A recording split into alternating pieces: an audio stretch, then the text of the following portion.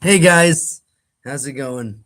Okay, another day and another session or another opportunity to learn together. Shara Bitachon, the Gates of Confidence, part of the greater book of the duties of the heart, or Chovata Levavot, written by Rabbi Bechai ibn Pekuda.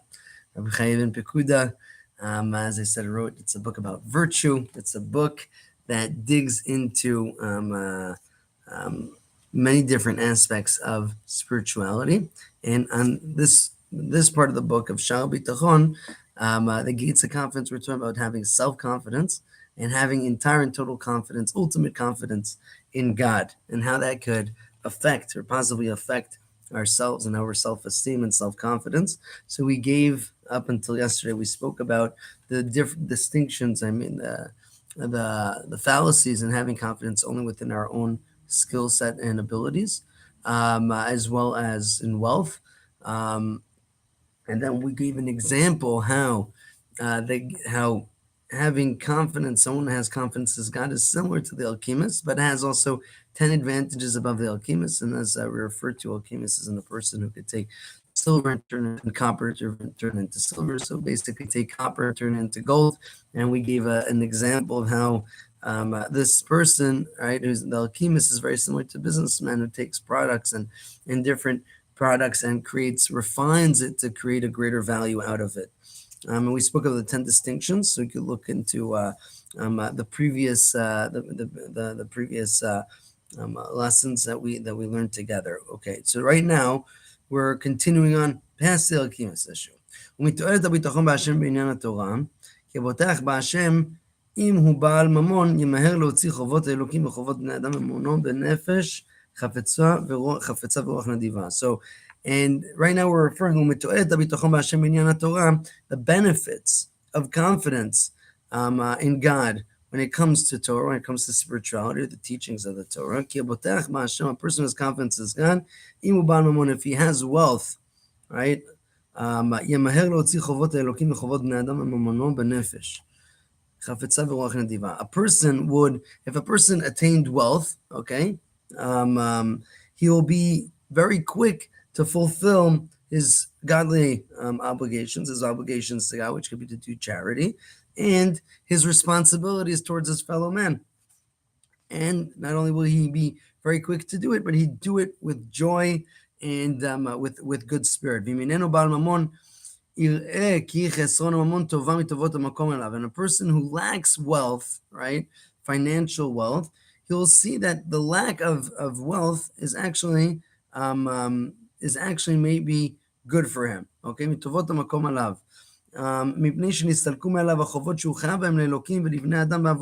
because he has less obligations, right, to give charity and maybe other social obligations, right, which otherwise he would have if he had financial wealth.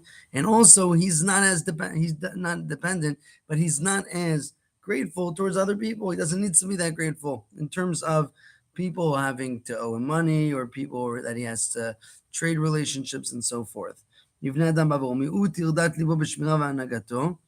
that he's less concerned or less worried in preserving his wealth, in management of his wealth. So there's there is a chassid who is like a virtuous person saying, basically, God should save me from having too many concerns or from having my having to do basically pursue so many different things.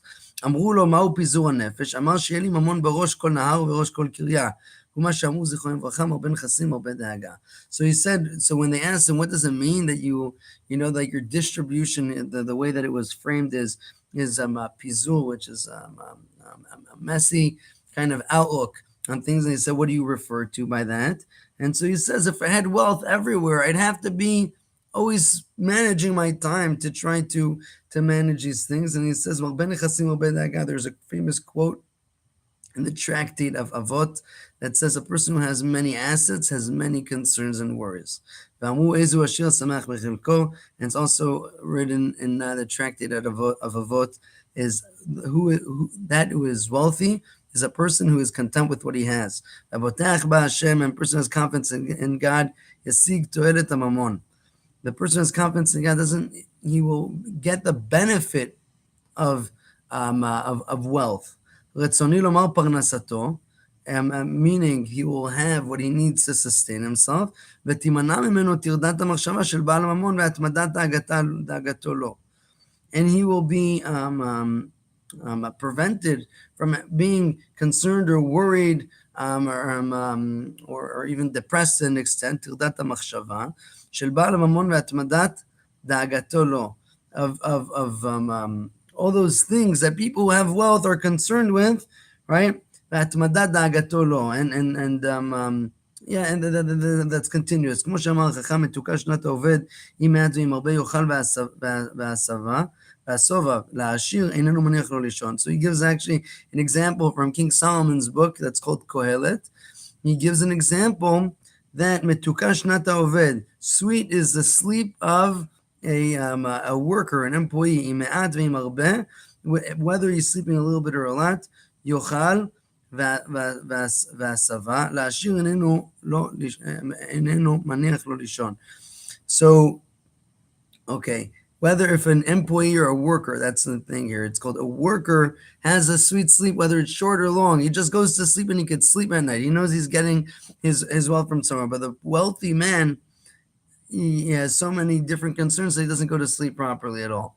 And so I think in the overview of this piece, what we're seeing here is there's a new conception of what wealth means. Wealth, to an extent, could mean having a lot of cash, right? It could also mean having what you need in life, right? It's what you need. And so I guess a lot of times what people tend to think that they need or want or aspire for is nominal wealth. And we're in pursuit of maybe having as much cash in the bank, but in the meantime, it really doesn't help. What does it help if you have $10 million in the bank and all you need is $100,000 a year? Right? All you need is $100,000. Maybe it doesn't help you, or maybe all you need is $20,000 or $30,000. Right? Each person and their needs. If you're living in the Philippines, you're king. Right, with $20,000 to $30,000, you're an absolute king. You can do whatever you want. And if you're living in the States, in New York City, you probably need over $1 million a year just to sustain yourself in many scenarios. Not right. So wealth and our perception of it is very, very different. And when a person who has confidence in God here has two skill sets that we're refining in this little piece. The first skill set is whatever he's doing, if he has an obligation towards man or God, he's doing it with joy. He knows that when he fulfills his obligations, he's not hindering from himself.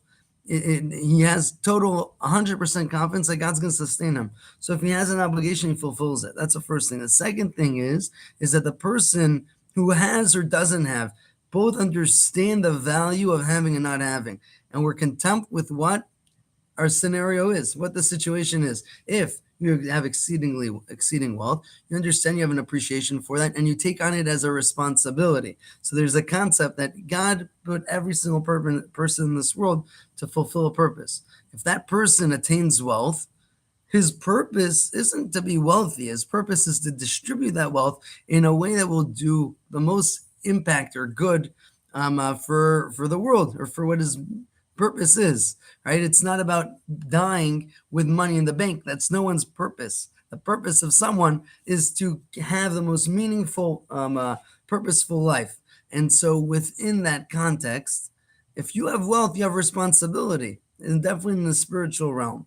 So when a person doesn't have wealth, he also recognizes maybe that's not his responsibility. It's to give that person more direction, to be purposeful in other pursuits. Could be that he still needs to work to attain wealth, and you'll gain wealth in the future. Every person, no matter, regardless of who you are, God, to an extent, demands from the person in order to succeed in this world, to play by the rules of the world, which means to put in an effort and give it your best shot. Always, right? This is part of the book in confidence. Isn't that you just have confidence in God, you stay in bed all day.